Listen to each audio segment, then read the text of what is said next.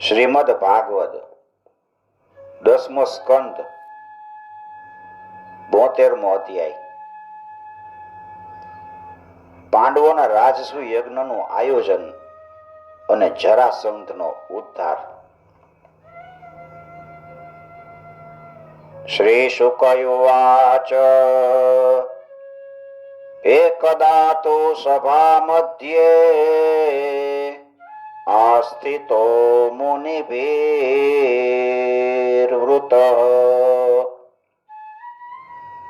બ્રાહ્મણે ક્ષત્રિયૈર્વૈશ્યે ભ્રાતૃભીષ્મ યુધિષ્ઠિર આચાર્ય કુલવૃદ્ધેશ્ચ જ્ઞાતિ સંબંધે બાંધવે શૃણવતામેવ ચેતેષાં અભાષ્યેદમુવાચ. શ્રી સુખદેવજી કહે છે કે પરીક્ષિત, એક દિવસ મહારાજ યુધિષ્ઠિર ઘણા બધા મુનિઓ, બ્રાહ્મણો, ક્ષત્રિયો, વૈશ્ય, ભીમસેન વગેરે ભાઈ, આચાર્ય, કુળના વડીલ, વૃદ્ધો, જ્ઞાતિ બંધુ સંબંધીઓ જેટલા બધા છે કુટુંબીઓ એ સાથે રાજસભામાં બેઠા હતા. એમણે બધાની સામે ભગવાન શ્રી કૃષ્ણને સંબોધીને વાત કીધી.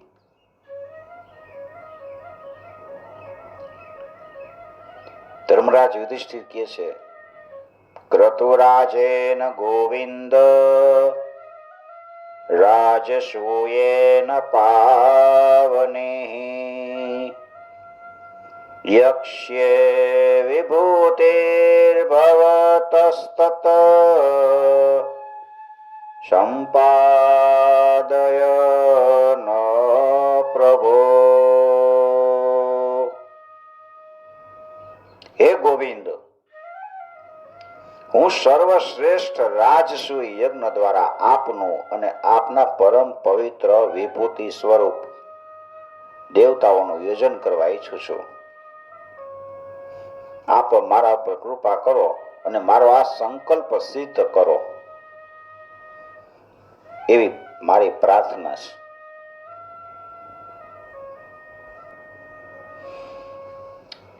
હે કમલનાભ, આપના ચરણની પાદુકાઓ સમસ્ત અમંગળનો નાશ કરે છે. જે લોકો નિરંતર એની સેવા કરે છે, ધ્યાન કરે છે, સ્તુતિ કરે છે, ખરેખર એ બધા પવિત્ર આત્મા છે. એ જન્મ મૃત્યુના ચક્રાઓમાંથી છૂટી જાય છે. ખાલી એના ચરણ કમળનું ધ્યાન કરે ત્યાં છૂટી જાય. રોજ રોજ કરવાનું. અને જો સાંસારિક વિષયોની અભિલાષા કરે તો એને એ સાંસારિક વિષયોની પ્રાપ્તિ થઈ જાય છે. પણ જે આપના ચરણ કમળનું શરણ લેતા નથી ને, એને તો મુક્તિ મળતી જ નથી અને સંસારના ભોગે નથી મળતા. દેવતાઓને આરાધ્ય દેવ, હું ઈચ્છું છું કે સંસારી લોકો આપના ચરણ કમળની સેવાનો પ્રભાવ જુએ. પ્રભુ, કુરુવંશી અને સૃંજય વંશી રાજાઓમાં જે લોકો આપની ભક્તિ કરે છે અને જે નથી કરતા ને, એમનામાં શું ફેર છે એ સામાન્ય જનતાને તમે દેખાડો. પ્રભુ, આપ બધાયના આત્મા છો, સમદર્શી છો, સ્વયં સ્વરૂપ સુખનો અનુભવ કરનારા, સ્વયં બ્રહ્મ જ છો. આપનામાં આ હું છું, આ બીજો છે એવું કાંઈ પરાયાનો કાંઈ ભેદભાવ નથી. પોતાનું ને પારકું એવો ભેદભાવ નથી. એમ છતાંય જે આપની સેવા કરે છે એમને એમની ભાવના પ્રમાણે ફળ મળે છે. જે ભગવાનની સેવા કરે એનું ફળ મળે જ છે. બરાબર એ જ પ્રમાણે જેમ કલ્પવૃક્ષની સેવા કરનારને મળે છે એ રીતે એ જ ફળ એમાં ન્યૂનતા અધિક હોય છે, તો એ ન્યૂનાધિક સેવાને અનુરૂપ જ હોય છે. ઓછી સેવા કરી હોય, ભાવ ન હોય તો એનું ફળ નથી મળતું. એટલે એનાથી આપનામાં વિષમતા અથવા તો નિર્દયતા વગેરે દોષ આવતા નથી. ભગવાન શ્રી કૃષ્ણ કહે છે, શ્રી ભગવાન વાચ સમ્યગ વ્યવસિતમ રાજન ભવતા શત્રુકર્ષણ કલ્યાણી યેન તે કીર્તિ લોકાનનુભવિષ્યતિ. શ્રી કૃષ્ણ ભગવાન કહે છે કે શત્રુ વિજય ધર્મરાજ, આપનો નિશ્ચય બહુ ઉત્તમ છે. રાજસુ યજ્ઞ કરવા વાળી તમારી કલ્યાણકારી કીર્તિ સર્વ લોકમાં ફેલાઈ જશે. રાજન, તમારો આ મહાયજ્ઞ ઋષિઓ, પિતૃઓ, દેવતાઓ, સગા સંબંધી અમને અને ક્યાં સુધી ગણાવવું, સમસ્ત પ્રાણીઓના અભિષ્ટ છે. મહારાજ, પૃથ્વીના સમસ્ત નરપતિઓ છે એને જીતીને સંપૂર્ણ પૃથ્વીને પોતાના વશમાં કરીને યજ્ઞોચિત સંપૂર્ણ સામગ્રી એકત્રિત કરીને પછી આ મહાયજ્ઞનું અનુષ્ઠાન કરો. પેલા જેટલા પૃથ્વી ઉપર નરપતિ છે, રાજાઓ, એ બધાને જીતી લેવાના. મહારાજ, આ તમારા ચારેય ભાઈઓ ઇન્દ્ર વગેરે લોકપાલોના અંશથી પેદા થયા છે. બધા દેવો જ છે. એ બધા અત્યંત બળવાન છે. તમે તો પરમ મનુષ્ય અને સંયમી છો, અને તમે લોકોએ પોતાના સદગુણોથી મને તમારા વશમાં કરી લીધો છે. સદગુણથી ભગવાન વશ થાય છે. જે લોકોએ પોતાની ઇન્દ્રિયોને મનને વશમાં નથી કર્યું ને, એવો મને પોતાને વશ નથી કરી શકતા. એટલે આપણી ઇન્દ્રિયો અને મનને વશમાં કરવું પડે.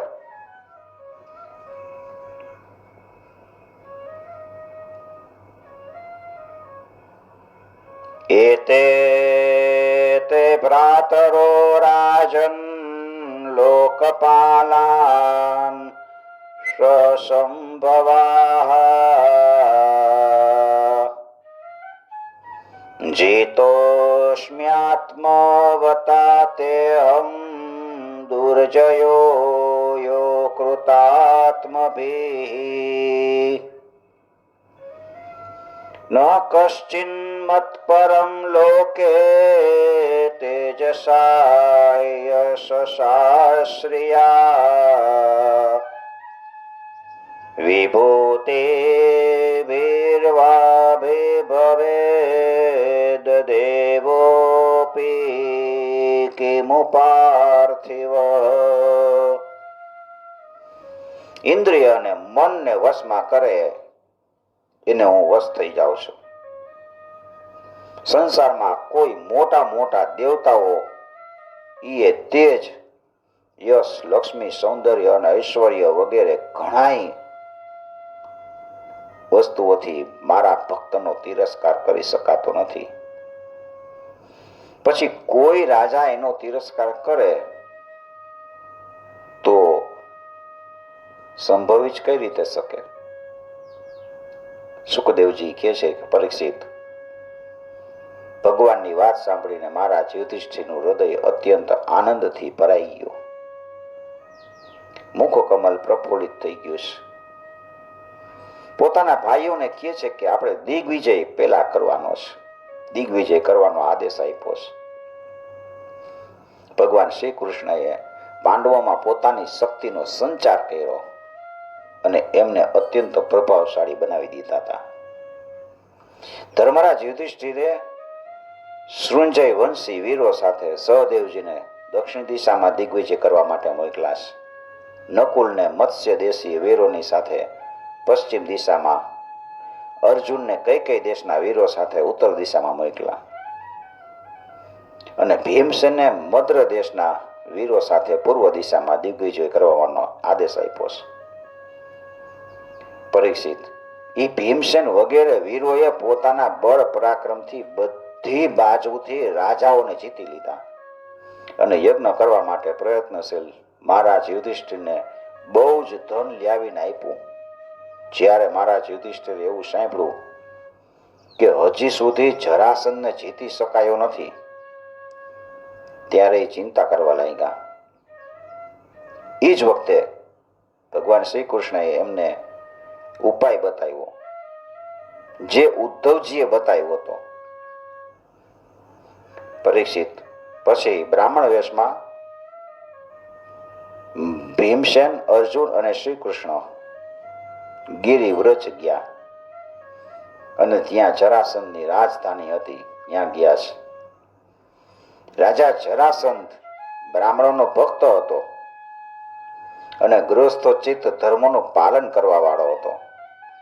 ઉપર જણાવ્યું એમ આ ક્ષત્રિયો બ્રાહ્મણના વેશમાં ગયા છે. અતિથિ અભ્યાગતોના સત્કાર સમયે જ જરાસંધ પાસે ગયા. જ્યારે જરાસંધ બ્રાહ્મણોનો આતિથ્ય કરતા હોય, એની પાસે જઈને યાચના કરે છે. કૃષ્ણ, અર્જુન અને ભીમ બ્રાહ્મણ વેશમાં ગયા છે. જઈને કહે છે કે રાજન, તમારું કલ્યાણ થાવ. અમે ત્રણેય આપના અતિથિ છીએ અને બહુ દૂરથી આવી છીએ, એટલે અમે ચોક્કસ કોઈ વિશેષ પ્રયોજનથી જ આવ્યા છીએ. એટલે અમે તમારી પાસેથી જે ઈચ્છી એ આપ અમને અવશ્ય આપો. સહનશીલને શું દુઃખ છે? દુષ્ટોને અકાર્ય શું છે? દુષ્ટો હોય એના માટે બધું કાર્ય તો સહેલું જ છે. દાતાને ન આપવા જેવું શું છે? અને સમદર્શી પુરુષને પારકું કોણ છે? સમદર્શી એને બધા પોતાના જ લાગે. જે પુરુષ પોતાને સમર્થ હોય અને આ નાશવાન શરીરથી એવો અવિનાશી યશ પ્રાપ્ત કરતો રહે કે જેને મોટા મોટા સત્પુરુષો પણ ગાયા કરે છે. સાચું પૂછો તો એવા માણસની નિંદા કરવામાં આવે ઈ ઓછી છે. એનું જીવન શોક કરવાને યોગ્ય છે. જે પોતે બીજા માટે ન જીવતો હોય, નાશવાન શરીરથી અવિનાશી યશ પ્રાપ્ત નથી કરી લેતો. શરીર નાશવાન છે, એનાથી જ આપણે યશ પ્રાપ્ત કરી શકીએ છીએ. મર્યા પછી આપણો યશ એમને મળે છે. તમે જાણતા જ હશો કે રાજા હરિશ્ચંદ્ર રંતીદેવ એ માત્ર અન્નના દાણા વીણી વીણીને નિર્વાહ કરતા હતા. એવા મહાત્મા મુદગલ, સીબી, બલી, વ્યાત, કપોત વગેરે કેટલાય વ્યક્તિત્વ અતિથિને પોતાનું સર્વસ્વ આપી દે છે અને નાશવાન શરીર દ્વારા અવિનાશી પદને પ્રાપ્ત થઈ ચૂક્યા હતા. સીબી રાજાએ હોલાને બચાવવા માટે પોતાના શરીરના અંગના કટકા કરી કરીને ત્રાજવામાં મૂક્યા હતા. હવે તો કેટલાય છે. આ શરીર નાશવાન છે, એનાથી તો યશ પ્રાપ્ત કરી શકાય છે, અવિનાશી પદને પ્રાપ્ત થઈ જાય છે. એટલે અમને એવું લાગે છે કે તમે એમને નિરાશ નહીં કરો. શ્રી સુખદેવજી કહે છે કે પરીક્ષિત, જરાસંઘે એ લોકોનો સ્વર સાંભળ્યો, આકૃતિ જોઈ ઓળખી લીધા કે આ કોઈ બ્રાહ્મણ નથી પણ ક્ષત્રિય લાગે છે.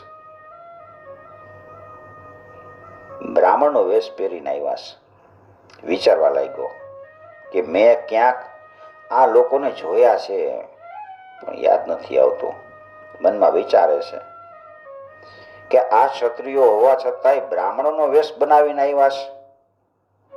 આ ભિક્ષા માગવા જ આવ્યા છે, તો એની ઈચ્છા હોય ભલે માગી લઈએ, હું એને આપીશ.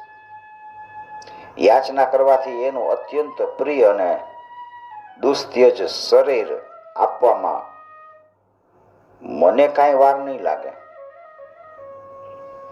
વિષ્ણુ ભગવાને બ્રાહ્મણનો વેશ ધારણ કરીને બલિરાજાનું ધન ઐશ્વર્ય બધું છીનવી લીધું હતું. છતાંય બલિનો પવિત્ર યશ હજી ફેલાયેલો છે અને આજે પણ લોકો બહુ જ આનંદપૂર્વક એનું ગાન કરે છે. બલેર્નો શ્રૂયતે કીર્તિ વિતતા દીક્ષ્વ કલ્મષા ઐશ્ચર્યાદ ભ્રંશિતસ્યાપી વિપ્રવ્યાજેન વિષ્ણુના. એમાં સંદેહ નથી કે વિષ્ણુ ભગવાને દેવરાજ ઇન્દ્રની રાજલક્ષ્મી બલિ પાસેથી છીનવી લીધી અને એને આપવા માટે બ્રાહ્મણનું જ રૂપ લીધું હતું. દેવરાજ ઇન્દ્ર પાસેથી બલિએ બધી રાજલક્ષ્મી લઈ લીધી હતી અને ભગવાને વામન સ્વરૂપ ધારણ કર્યું અને બલિ પાસેથી બધું છીનવી અને પછી એને પાછી આપી દીધી. દૈત્યરાજ બલિને આ વાતની ખબર પડી ગઈ હતી અને શુક્રાચાર્ય એને રોક્યા પણ એને કાંઈ દરકાર ન કરી. પૃથ્વી આપવાનું દાન આપીને જ એ જૈન પાસે. તો મારો આ પાક્કો નિર્ણય છે કે આ શરીર તો નાશવાન છે અને શરીરથી જ વિપુલ યશ કમાઈ શકાય છે. અને જે ક્ષત્રિયો બ્રાહ્મણને માટે જીવન ધારણ નથી કરતો એનું જીવવું વ્યર્થ છે. બ્રાહ્મણ માટે જ જીવન જીવવાનું છે.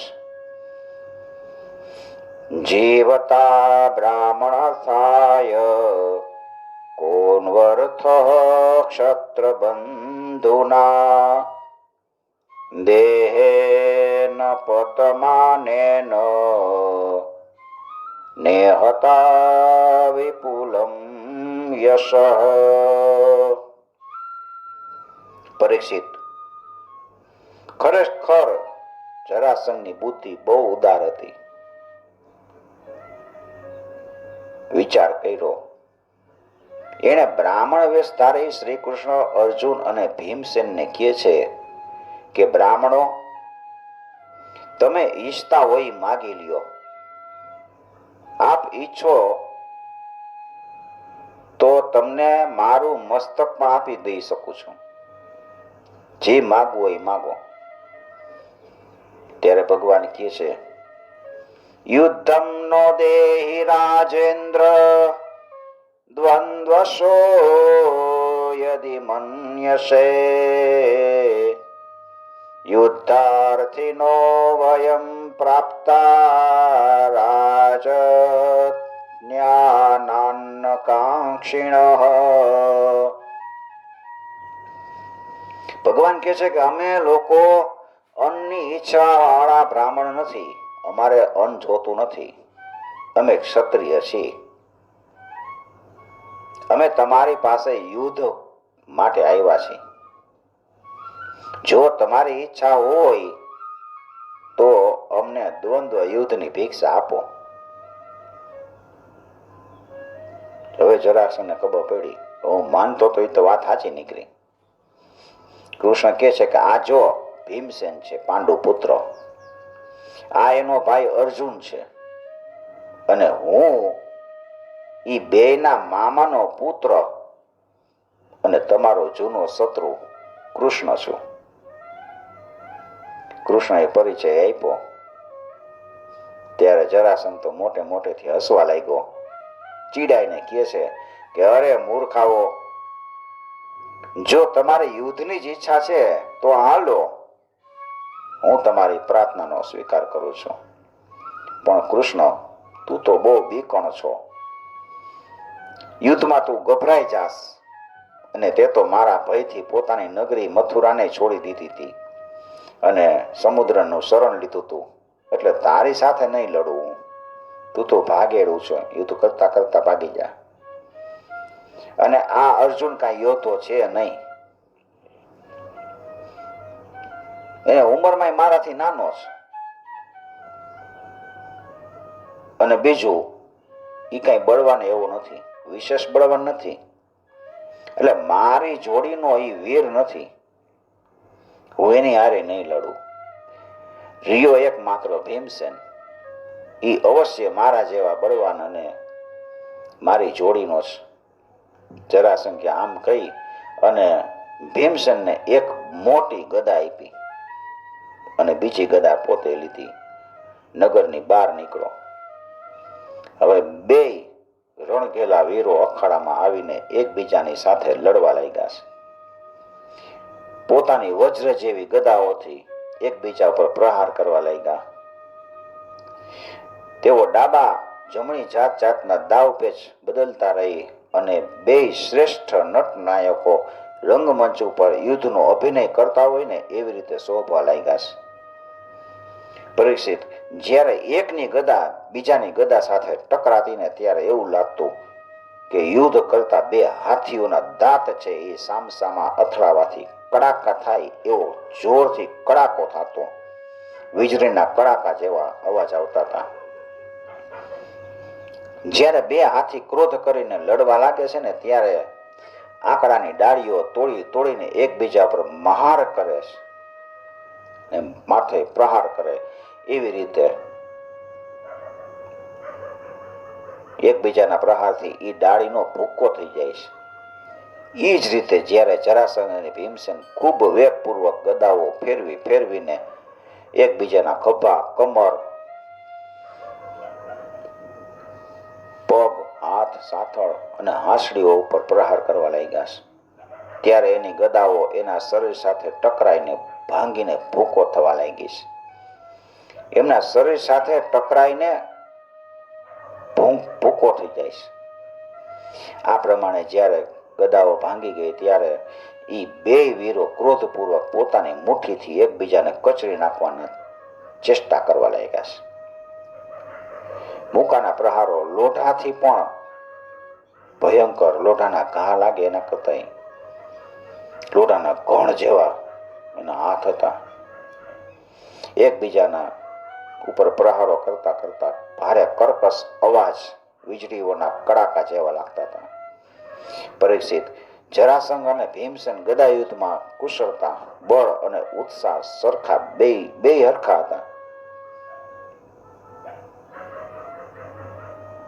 બેમાંથી કોઈ એકેય સેજ પણ ક્ષીણ થતો એવું લાગતું નહોતું. આમ સતત મહાવરો કરતા રહેવા છતાંય પણ બેમાંથી કોઈની હાર જીત ન થઈ. બે વીર રાત્રિના સમયે મિત્રની જેમ રહ્યા અને પછી દિવસે એકબીજા પર પ્રહાર કરવા માટે લડતા. આ પ્રમાણે લડતા લડતા 27 દિવસ વીતી ગયા. 27 દિવસ ભીમ અને જરાસંઘનું યુદ્ધ ચાલ્યું. 28મા દિવસે ભગવાને 28મા દિવસે ભીમસેને પોતાના મામાના દીકરા ભાઈ કૃષ્ણને કહે છે કે શ્રી કૃષ્ણ, હું જરાસંઘને જરા જીતી શકતો નથી. ભગવાન શ્રી કૃષ્ણ જરાસંઘનો જન્મ અને મૃત્યુનું રહસ્ય શું છે ને એ જાણતા હતા.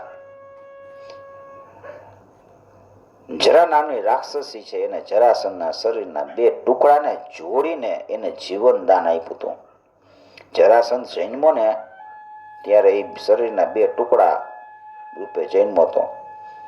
પછી એના માતા પિતા બધે નાખી દીધો કે આ બે ટુકડાને શું કરવું, વનમાં નાખી આવ્યા. ત્યાંથી જરા નામની રાક્ષસી નીકળી, એને આ બે ટુકડા જોયા. એને બે ટુકડાને સાંધી ભેગા કરી અને મંત્ર ભણીને એને સાજો કરી દીધો. એટલે એનું નામ પડ્યું જરાસંધ. ભગવાને ભીમના શરીરમાં પોતાની શક્તિનો સંચાર કર્યો અને જરાસંધના વધનો ઉપાય વિચાર્યો કે આને મારવો કેમ.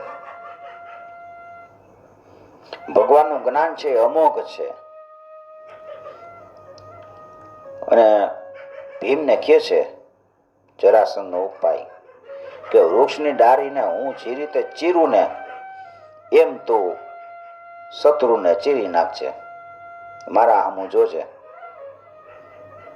વીર શ્રેષ્ઠ અને પરમ શક્તિશાળી ભીમસેને ભગવાનનો અભિપ્રાય સમજી લીધો અને જરાસંધના પગ પકડી અને ધરતી ઉપર પછાડ્યો અને પછી એના એક પગને પોતાના એક પગ નીચે દબાવ્યો અને બીજા પગને બે હાથથી પકડી લીધો અને પછી ભીમસેને એની ગુદા તરફથી એ રીતે ચીરી નાખ્યો કે જેમ ગજરાજ વૃક્ષની ડાળીને ચીરી નાખે.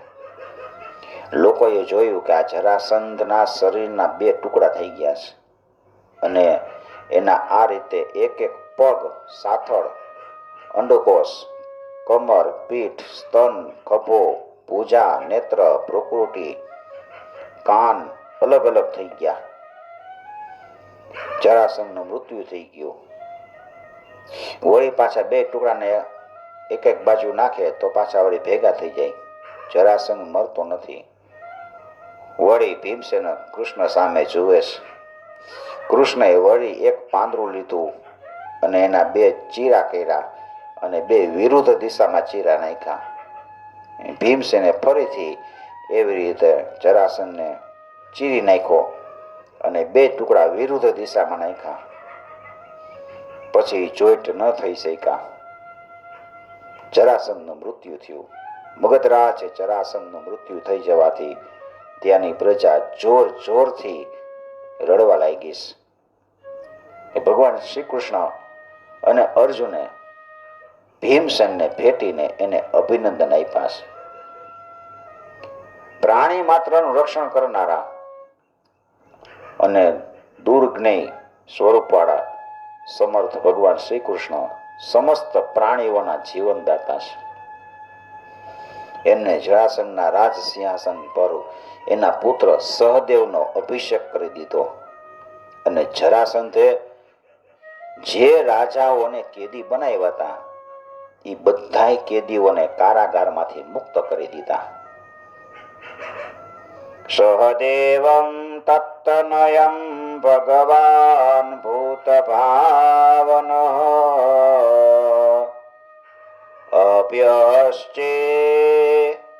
અભ્યશ્ચેચ્છદ મેયાત્મા મગ્ધાનાં પતિં પ્રભુ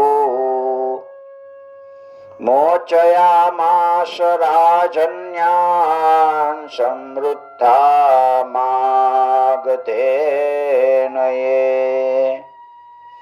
ઇતિ શ્રીમદ્ભાગવતે મહાપુરાણે પારમહંસ્યામ સંહિતાયામ દશમસ્કંધે ઉત્તરાર્ધે જરાસંધવધો નામ દ્વિસપ્તતિતમોऽધ્યાય.